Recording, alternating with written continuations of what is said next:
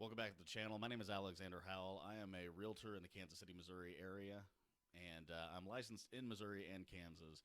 But as most of us know, Kansas City on the Missouri side. Kansas tried to take it but failed, so it's fine. But anyway, I work on both sides of the state line, and today what I want to talk about are three surprising questions to ask a realtor. These questions are pretty interesting because they're not just the typical, you know, what do you think I can afford? It's kind of getting more into the relationship part of the realtor and client. Now, if this is more about buying than it is selling, but a lot of times when you're selling a property, you're looking to get another one too. So I think this is going to be able to work for both sides. So I hope you enjoy.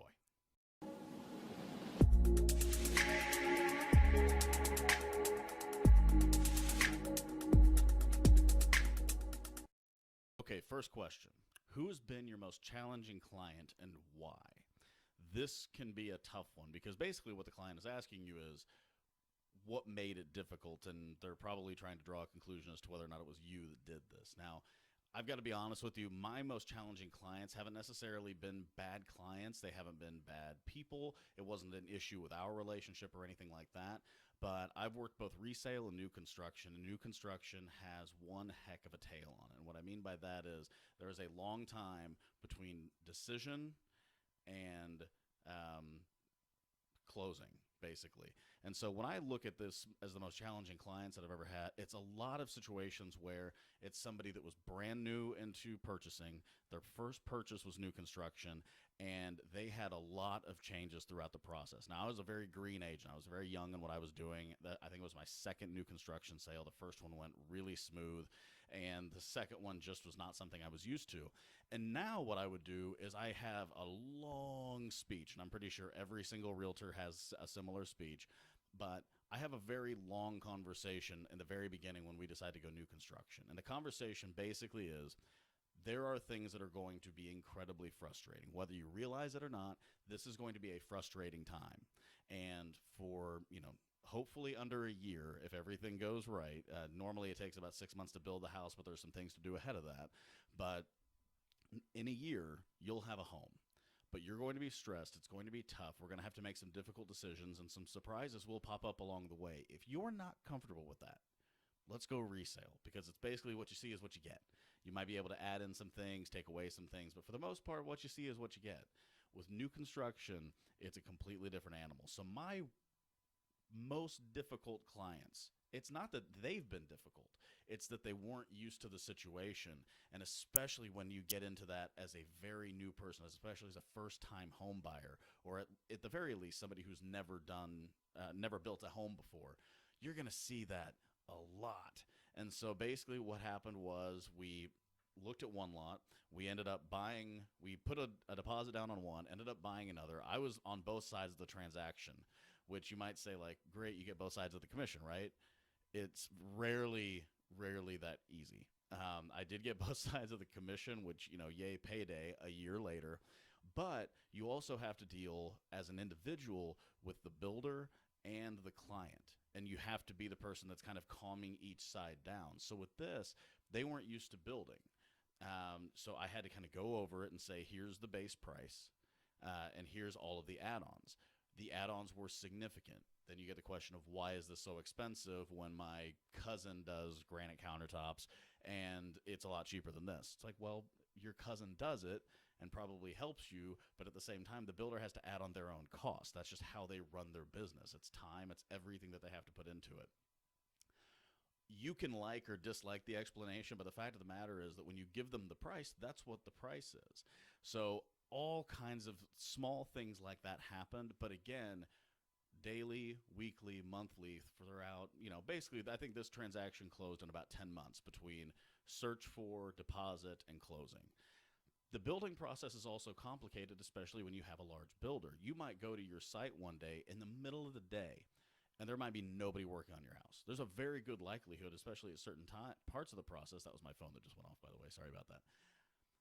Certain parts of the process, they're not going to be. If I went to a house in the middle of July and I had to have a roof put on that day, there's a good chance that if I show up at 3:30, nobody's going to be there. Why? Because that construction crew that was putting the roof on showed up at 7 a.m. and worked until noon when the sun was right above them, and they just could not keep people on the roof anymore. It becomes dangerous when it's that hot outside. So going through those different explanations was something that really kind of helped me understand more the mentality of a buyer, more how to communicate between buyer and builder, and when to just kind of let things go. Because you hear some things, whether it's resale or new construction, that are very harsh to one side or the other. And you have to be able to balance that. Normally, if you have another realtor in the transaction, you're able to kind of go to them and say, everybody's stressed out. What do you think? Yeah, they are. Okay, okay, okay. Let's work this out. You go back to your seller. I go back to my buyer, or vice versa. We'll make it happen. We'll make it work. This was simply not one of those times, and it was a very bitter fight throughout the entire process. Luckily, we got it closed. The seller, the builder, made their money. The buyer loves their home. I see them every once in a while, and they still talk about how much they love it and they want to live in it forever. So that was my most challenging client, that new construction person that was a brand new home buyer building a house from scratch. But at the same time, there are also difficult parts of every transaction. I personally have not purchased a house, and I've bought a lot of them, rentals, personal homes, flips, that kind of thing. I haven't bought or sold one house where something hasn't come up. It happens to somebody who knows every step of the process. It happens to somebody who has never done this before. So when a challenge comes along, all you have to do, and I tell everybody this, just like I said at the very beginning of this section, be patient. It's tough. You're purchasing a huge asset or liability, depending on if you follow the rich dad, poor dad mentality. But you're buying a home. You're buying a rental property. You're buying a flip. You're buying new construction, resale, whatever it might be. It is a difficult process. Be patient. It makes everything else better. All right, question number 2. If you were looking for a home, where would you buy and why? I think this is an excellent question that you should ask every realtor you see, not just like somebody that you're trying to work with, but somebody that's a realtor that you see on the street, somebody that you realize like, oh, I know this person, their spouse is a realtor. I'm going to ask them this question, and here's why. It gives you a really good take on who that realtor is, what they're familiar with, and how familiar they are with their area. Now, in Kansas City, there are hundreds of neighborhoods all around the city, and I could tell you that on the Kansas side, if you want to look in a place like Prairie Village or Mission Hills or Fairway, it's a very different neighborhood than somewhere like I grew up, which is Raymore, or especially where I live now, which is Lee Summit. In Kansas City proper, north, south, east, and west, you have all kinds of interesting neighborhoods that fit everyone. So normally what I would say, to somebody who would ask me that question is, well, me being somebody who has, a wife and 2 kids, I have one child that's going to be in school for, he's about to go into elementary school. So my main concern is finding a nice house in a good school district. Sorry about that.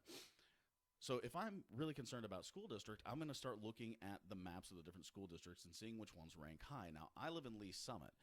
Very good school district, very good system. But we also lived in Blue Springs before, which also has a very good school district and school system. But my concerns as a parent might differ from yours if you're somebody who's single, just looking to be in kind of right in the middle of town, and I might tell you River Market or Westport, whatever it might be, because those neighborhoods, while they don't have the kind of house that I do and the prices might be a little bit more per square foot, make sure that you're right down the street from everything. So I have a rental of mine, which is on 43rd Street in Kansas City, Kansas. It's right across the state line. It is literally a 1-minute drive to 39th Street to University of Kansas Hospital, boo, University of Kansas, but still, great hospital. It provides a young person who is, single, and again, I have to really be careful about how I say this because we do have ethical standards as realtors, and I don't want this to be something that comes off as negative, but the fact of the matter is, I won't say 99% of the time, but for the most part, when you're kind of in that stage, you want to be around things. I mean, I did when I was younger. I assume that's how most people are. Some people want to be as far away from civilization as possible, so they, want to be in the country and just be able to see, trees and farms and that kind of thing. But a vast majority, especially in Kansas City, do want to be down there. So I bought that rental property knowing that I was probably going to be renting it. Ooh, ambulance. Sorry. Anyway, I bought that property knowing it was probably going to go to young people. Lo and behold, I had nurses, and the people that I rented it out to were just, 3 guys who had just graduated college, had a few jobs. They want to be around everything. So if I'm in that situation, I want to be downtown. And you'll notice that with both of those answers, It was, here's who I am, here's who I would expect would want to be this place or that, and there are also some caveats. If I'm somebody who is willing to pony up a little bit of money to put my children into a private school rather than a public school, then I might look at different neighborhoods knowing that I'm just going to put them where I'm going to put them in school, and we're going to be exactly where I want to be. It's a complicated question. It's a loaded question, and it's one of those questions that probably, anybody who's a realtor right now watching this is probably a little bit on edge thinking, you should be more careful answering that question. But you have to be honest too. If somebody comes to me and says, look, I want to be near enough to the city, but I want to see some green space too. There's some pretty amazing places that are in that genre that are within 10 minutes of the city. And you still see trees and green space and everything else. But if I go 10 minutes the other direction, then I might only see concrete and tall buildings. So it's a loaded question. Again, it's a great question, and it was one question that I looked at that and I said, even me as a realtor, I should ask every single realtor that I work with, if you were buying a house right now, where would you buy? Because I think there is a huge ability to sum a realtor up by how they answer the question, what neighborhoods they talk about, and where they talk about. So I thought that was great. All right, the third and final question is, if I have a busy schedule, I need you to help me narrow down houses. How are you going to do that? This is a great question because so much has changed in the last few years. We're not just talking about a market where it was like in the 80s and 90s and even some of the early 2000s where you had an agent that you went to that was normally well known, or at least, up and comer. You worked with them for whatever reason you decided to work with them. You went to that agent and they had to go to a book. Nothing like Zillow existed or anything like that. And I'm talking about before my time. So somebody who's been in the business longer than I have can probably correct me on exactly what happened here. But basically, you would go to that book. You would see the listings. That book was updated constantly by your broker. You would find a couple of listings that fit their needs, and then you would show them. And I have agents that I've spoken to that are far more experienced than I am in the business that talk about those days, saying I literally would give them 5 houses. They would pick one of the 5 houses. And that's just what happened. Your realtor was relied on to find the house that you were going to buy, and that's what you bought because you didn't know if anything else was there. The only way that you probably would is if you were driving the streets. And going back to the initial question, if you have a busy schedule, there's only so many streets you're going to be able to drive. So that's what happened back then. Now, buyers are so advanced, they understand so much about what's going on that it's really helpful to the buyer, to the seller, and to the realtor to be able to say, with your busy schedule, here's what I want you to do. Go onto Realtor.com, download their app, whatever it is, and look for houses. Find out what you like, what you don't like, what works for you, what doesn't work for you. Do you want somebody that you back up to because you're okay if you back up to another house, or do you want to back up to green space? Do you want to back up to a lake?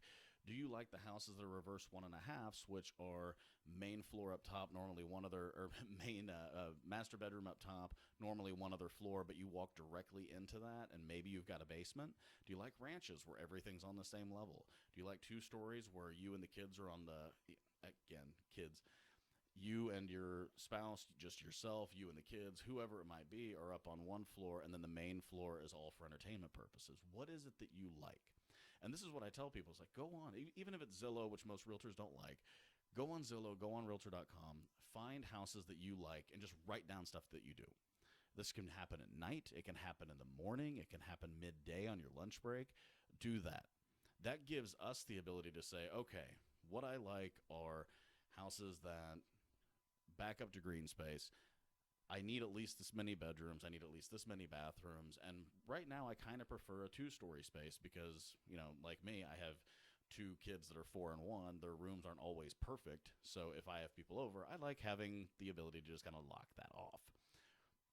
If that's the case, then now I can go to that and say, okay, they want to back to green space. They need this many bedrooms, this many bathrooms. They need a 2-story. And then I can go through and really go, filter that search out on my MLS, which is a little bit more advanced platform, but the platform that everything you see on Zillow and Realtor.com is based on. And I can funnel everything in, and I can come up with 5 to 10 houses that maybe you haven't seen, maybe you have in your search, but I can send those to you and say, all of these are active, which sometimes Zillow's not perfect about doing. All of these are ready to see. You let me know which ones you like. Most of the time when I do that, I'll send 10. 3 to 4 will be, let's go see them. We see 3 to 4. If they work, great. If not, that's also fine. So that's how I try to do it, is even though the onus on figuring out exactly what you like is more on you, we don't need to go see 50 houses for you to determine it now, because so many people have their listings online. They take wonderful pictures. You can bring up Google Maps and you can actually see what's around it.